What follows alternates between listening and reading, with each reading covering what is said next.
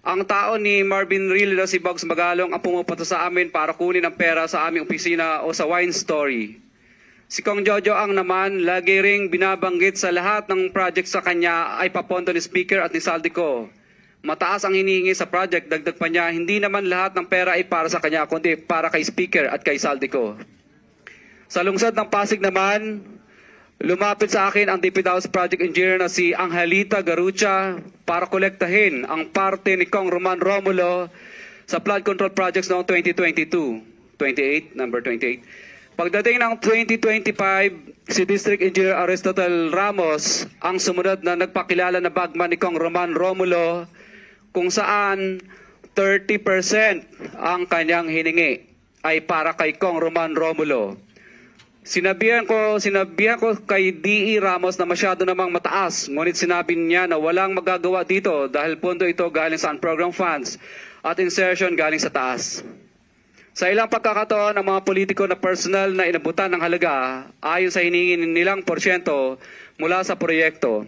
Ang pagbabayad na ito ay hindi naman kagustuhan kundi isang hakbang na ginawa namin dahil sa matinding panggigipit.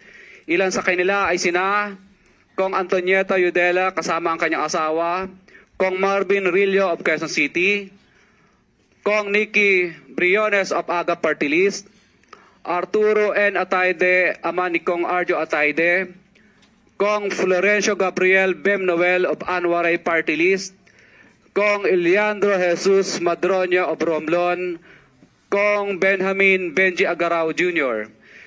Handa po kaming tumistigo ng walang pilit at kusang loob bilang state witness at sabihin ang lahat ng nangyayaring katiwalaan ng Kamara, DPWH at iba pang mga kawani ng gobyerno upang gawin ang tama. Kami ay lubos na humihingi ng tulong sa Senate Blue Ribbon Committee na pinamumunuan ng buting Chairman Senator Dante Marcoleta at kay President Bongbong Marcos para sa proteksyon at seguridad ng aming pamilya. Ang salaysay na ito ay kusang loob namin ginawa at walang sino mang pumilit na gawin ito. Sa katotohanan ng lahat ay nilagdaan namin ang salaysay na ito ng kusang loob at walang pumipilit. Sign, Pacifico of Vizcaya, nagsasalaysay. Notaryado po.